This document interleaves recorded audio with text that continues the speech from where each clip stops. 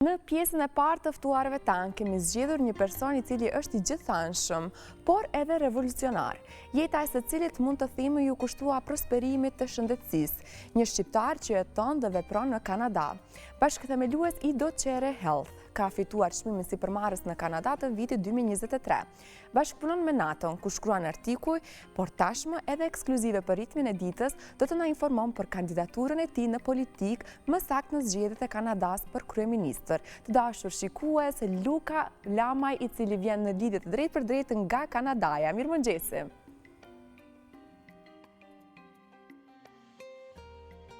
Atër shpresoj që me regjin të ta rregullojmë edhe zërin, se pasi që nuk po e dëgjoj këtu në studio.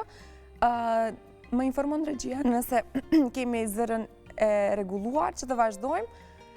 Lexuam në fakt, Luk, duke të përmendur ty dhe të gjithë të themi veprimtarinë tënde dhe të arriturat tuaja për gjatë viteve, unë dua të di se ka qenë në fokus politika apo të themi për gjatë ecurisë tënde je frymëzuar që të vazhdosh edhe në politikë?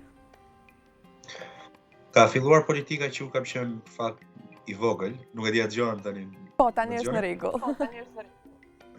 Që i vogël të ka qenë fakt atributi i familjes dhe imamit, për shkak se që jam frymëzuar të lexoj libra historie, libra politike. Gjatë gjimnazit në Tiranë kam punuar dhe përveç studimeve, kam qenë pjesë e klubit debatit politik, dhe kam qenë gjithmonë fan si një shprehje ose një termi që Aristoteli ka përdorur, që njeriu është kafshë politike. Pra, duam apo s'duam, ne jemi pjesë e politikës dhe ne gjithmonë merremi me politikë. Si fillim, nuk kam shpallur kandidaturë në këto zgjedhje, por po punoj si këshilltar në fushën e teknologjisë dhe shëndetësisë për liderin e opozitës këtu në Kanada, Pierre Poilievre, dhe sidomos për organizimin dhe fitimin e zgjedhjeve të zonës së Niagarës. Niagara Falls, Niagara on Lake, që është një nga zonat më të rëndësishme në Kanada për shkak sepse Niagara Falls është një qytet turistiku i varaj Niagarës, dhe Niagara on the Lake është një nga qytetet më të pasura të Kanadas.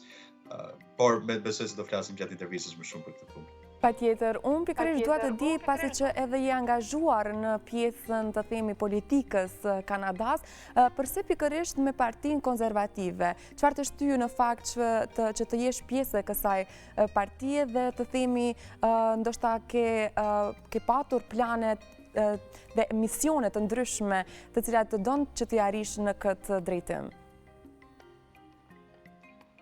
E para, si fillim, është bindja ime politike që jam gjithmonë më afër partive të djathta. Partia Konservatore Kanadeze është parti e qendrës së djathtë këtu në Kanada, dhe ka qenë gjithmonë një nga dëshirat e mia më të mëdha që të jem pjesë e qendrave të djathta të partive, jo vetëm këtu në Kanada, por edhe në Europë, në fakt.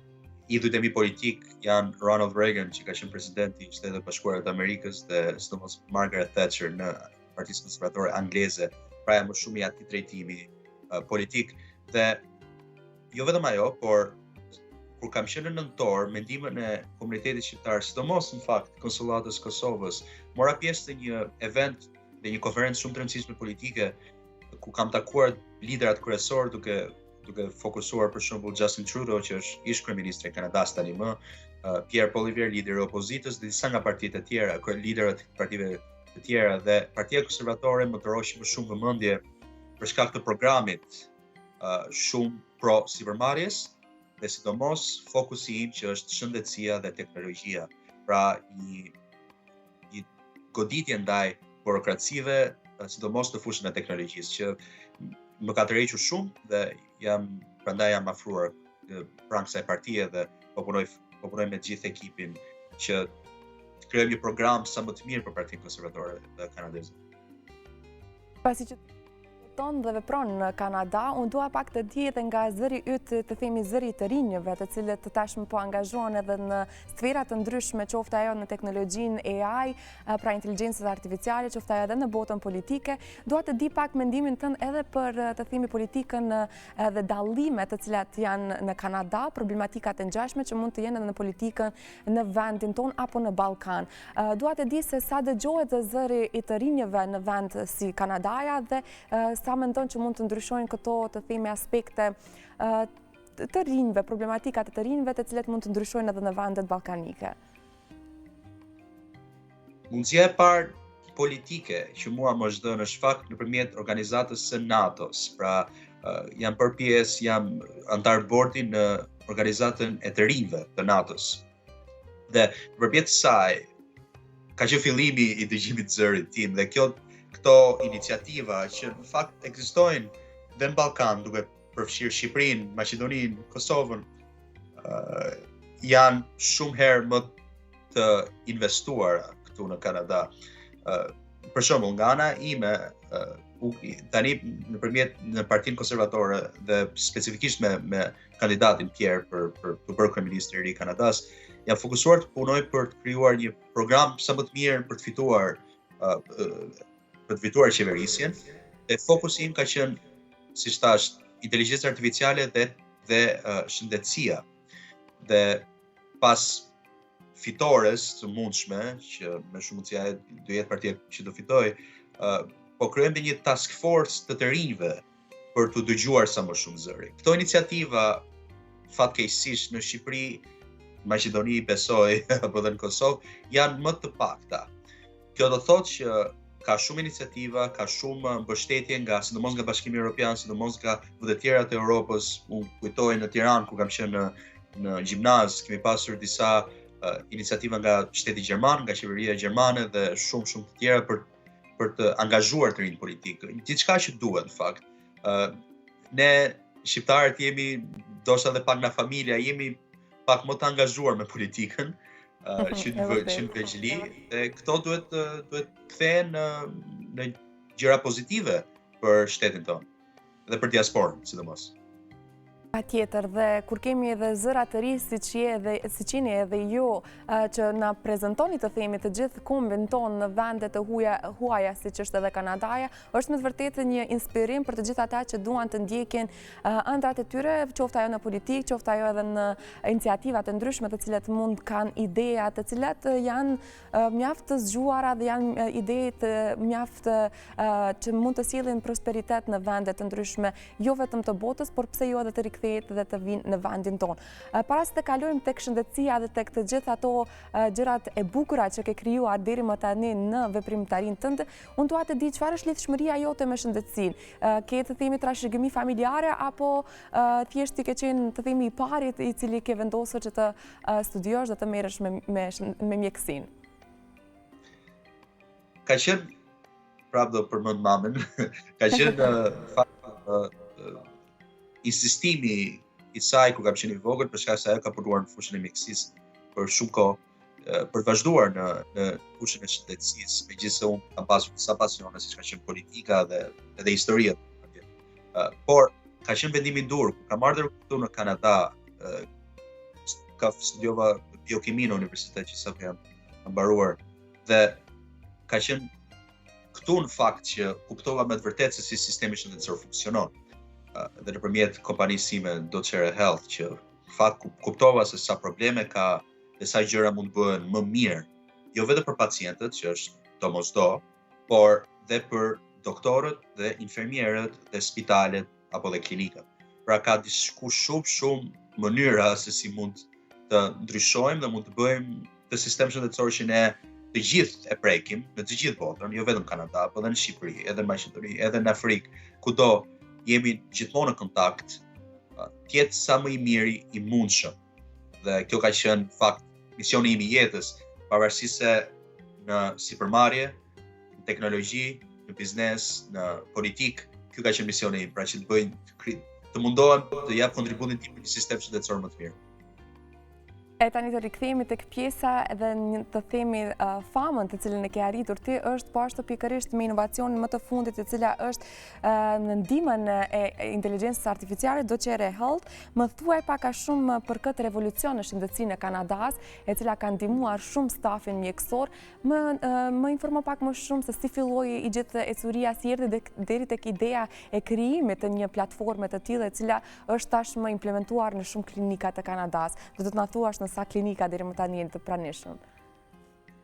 Më shumë se 50 klinika dhe spitale, dhe kemi pasur, por ajo që suksesi më i madh ka qenë fakt që kemi ndihmuar mjekët, sidomos mjekët familjar, të të të ruajnë 2 orë në ditë. Pra diçka që në fakt ka qenë shumë e nevojshme këtu në Kanada, sidomos në provincën e Ontarios. Për shembull, një doktor në Toronto, në Kanada, një mjek familjar, harxhon diku tek vetëm 2 minuta për pacient në mesatarisht.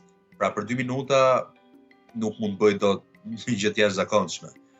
Duke i ndihmuar që të ruajnë secili individ, secili doktor, o mjek, diku te 2 orë në ditë, kemi mundësuar jo vetëm mjekëve të kenë jetë më të mirë, por dhe kemi krijuar një sistem shëndetësor, se kemi provuar që një sistem shëndetësor mund të jetë eficient.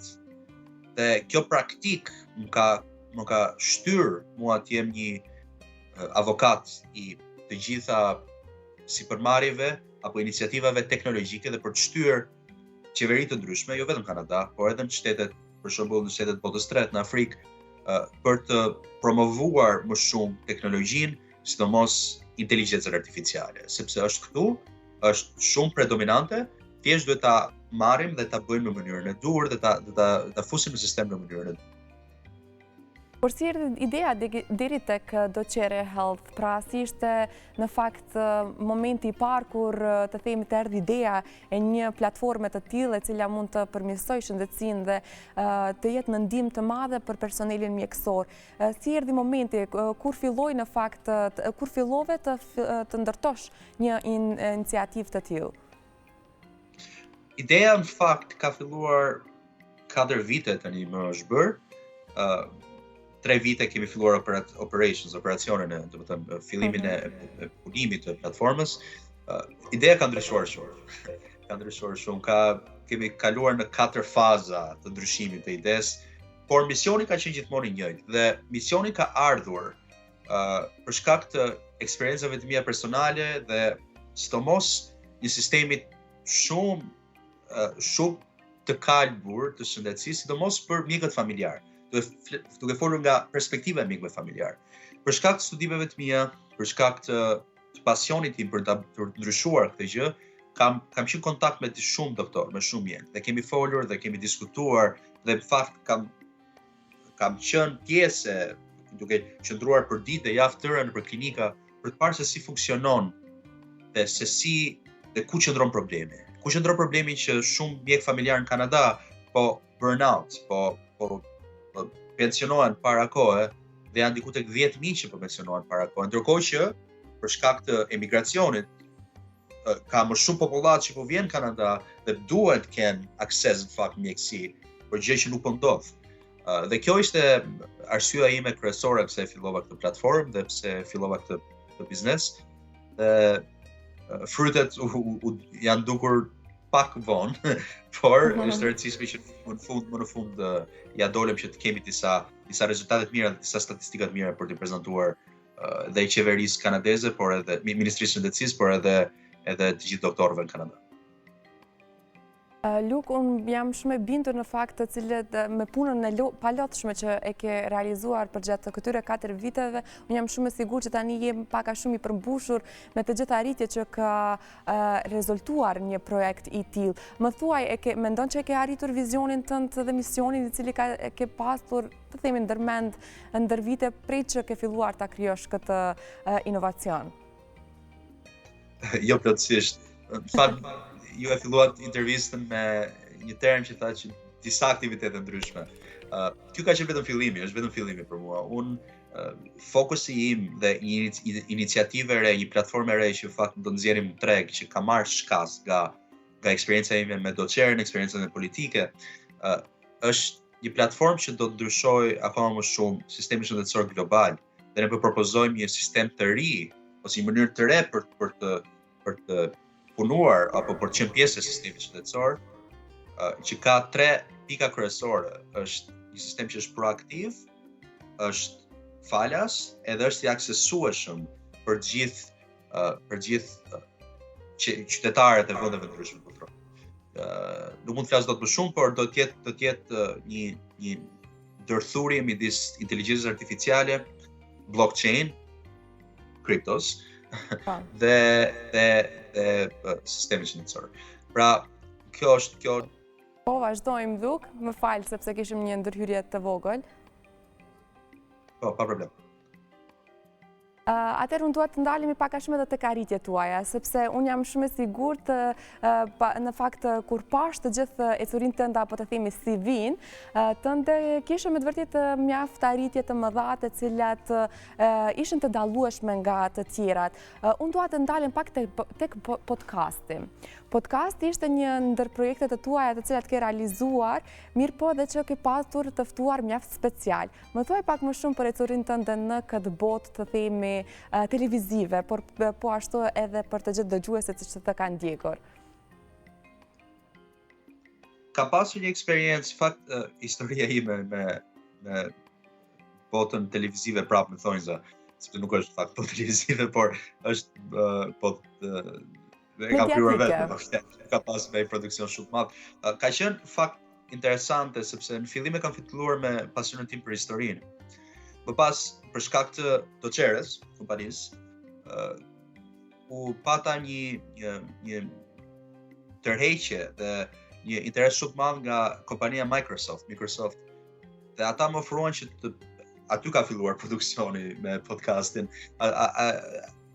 Më ofruan që të jem hosti ose moderatori në kanalet e tyre në YouTube, dhe të gjithë mund ta ndjekin fakt. Tani kemi bërë diku tek 12 episode dhe do vazhdojmë prapë me sezonin e dytë, dhe kjo ka qenë shumë interesante sepse kam pasur të ftuar investitorë shumë të mëdhenj nëpër startupe teknologjike, krijues, inovator në fushën e inteligjencës artificiale, që ka qenë fokusi kryesor dhe një nga fokusi kryesor fakt i Microsoftit si kompani. Dhe kemi pasur disa biseda shumë të këndshme, shumë interesante, jo vetëm nga ana teknike, pra nga ana e teknologjisë, që ka qenë një nga pikat kryesore, por dhe nga ana e biznesit, pra si mund të krijohet një kompani e madhe teknologjike, siç ka qenë rasti OpenAI, ChatGPT, që Microsoft ka investuar shumë nga buxheti i tyre. Pra kemi pasur disa biseda të këndshme dhe do vazhdojmë më tej edhe me biseda të tjera që të kemi në sezonin e ardhshëm. Të gjithë ata që janë të interesuar në fakt dinë më shumë për botën e AI dhe të inteligjencës artificiale, po ashtu për inovacione dhe për të gjithë ato startupet të cilët mund të ndjekin, ja tashmë mund të ndjekin edhe Lukën nëpërmjet podcastit të tij dhe të gjithë të ftuarve të tij, të cilët janë mjaft aktual në botën dhe fushën e tyre. Unë po ashtu dua të ndalim edhe tek një ndër projektet e tua e cila është NFT dhe kripto. Më duhet që të na shpjegosh pak më shumë për këtë, sepse duhet që të informohemi sepse është një gjë mjaft gjigante, të themi. Kjo është pjesë e iniciativës së re që folas pak më parë. Unë mendoj që kripto, NFT dhe blockchain ka një fokus dhe ka një mundësi shumë të madhe për sukses, sidomos në fushën e shëndetësisë. Sidomos në vendet që nuk kanë infrastrukturë shëndetësore. Foli më parë për situatën në Kanada. Situata në Kanada nuk është më e mirë e mundshme, por shumë herë më e mirë se vendet botës tretë apo vendet e botës dytë, sidomos nga ana e sistemit shëndetësor.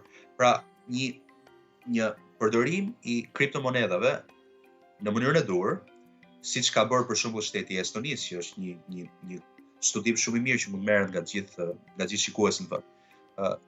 Eliminon korrupsionin pothuajse në zero, që është një problem të paktën në Shqipëri ka qenë një problem që ka ekzistuar gjithmonë, dhe në shumë vende në Azi, në Afrikë, po edhe në Europë, në fakt, është një problem që mund të minimizohet pothuajse në zero nëpërmjet përdorimit të kriptomonedhave dhe blockchain. Për shkak se është sistemi më transparent i teknologjisë që kemi ne sot, por përveç kësaj mund të bëjë edhe një tracking, pra mund të kuptoj dhe mund të marrë të dhënat e pacientëve, të dhënat shëndetësore të pacientëve nga fillimi i kartelës fillimi historik i kartelës shëndetësore të një pacienti deri në fund.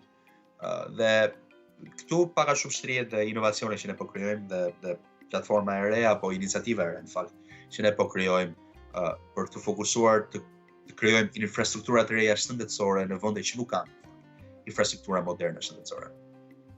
Ashtu pak më parë përmende edhe tani që je edhe pjesë të themi e të rinjve të NATO-s, të cilës pashtu ke botuar edhe shumë artikuj për ta. Më trego pak më shumë si filloi gjithçka me NATO-n, si re në kontakt me ta, si ndodhi gjithçka. Ka filluar shumë thjesht me një nga eventet modeste politike shumë të vogla të universiteteve, takova presidentin e NATO-s ose në fakt të dërguarin zëdhënësin e NATO-s Kanada, Robert Baines, që më ndihmoi të filloja të bëja një event unë vetë, pra organizuam një event me NATO-n në kuadrin e inovacionit në fushën e mbrojtjes, pra defense technology. Dhe ishte event shumë i suksesshëm, patëm shumë kompani të mëdha, shumë njerëz të rëndësishëm politikës, duke përmendur disa deputet parlamentit kanadez që erdhën, ish ministrin e mbrojtjes Kanadas, dhe patëm një event jashtëzakonshëm. Nga ajo u doroj shumë vëmendje dhe kemi diskutuar me disa miq të mi brenda NATO-s dhe u kam pasur gjithmonë fakt pasion, një nga pasionet e mia ka qenë shkrimi dhe u kombinuan dy nga pasionet e mia, shkrimi dhe politika, sidomos e sistemit politika jashtme, dhe prandaj kam shkruar disa artikuj në NATO dhe në fakt artikulli një nga artikujt e ardhshëm do jetë mbi luftën në Kosovë dhe se si NATO e ka intervenuar në luftën në Kosovë dhe sa e rëndësishme është intervenimi i NATO-s dhe ekzistenca e organizatës, sidomos për këto kohë që po flitet shumë për shuarjen e kësaj organizate. Unë me padurim do të pres artikullin të cilin do të botosh në vim, sepse është me të vërtet një temë të cilin edhe ne shumë shpesh e kemi në studio dhe historia që harrohet në fakt nuk duhet, në fakt një histori e cila nuk përflitet mund edhe të harrohet. Kjo është motoja e jonë. Një ndër çmimet e fundit që ke fituar është Global Recognition Award në vitin 2025 nga Associated Press. Një arritje mjaft e madhe, më trego pak më shumë se si erdhi ky deri tek çmimi në fakt si e përjetove ti me krejt emocionet e tua këtë arritje të fundit? Ka qenë më shumë rezultati këtyre përpjekjeve tona modeste, shumë vogla, në shkallë të vogël, paktën këtu në Kanada dhe në kontinentin e Amerikës Veriut, për të sjellë një ndryshim në sistemin shëndetësor. Dhe padyshim që isha shumë krenar jo vetëm për mua, por për gjithë ekipin dhe njerëzit që më kanë ndihmuar. Dhe ky është, siç është fillim, është vetëm fillimi i iniciativave dhe i vizionit tim për sistemin shëndetësor botëror global. Ka qenë si çmim është dhënë nga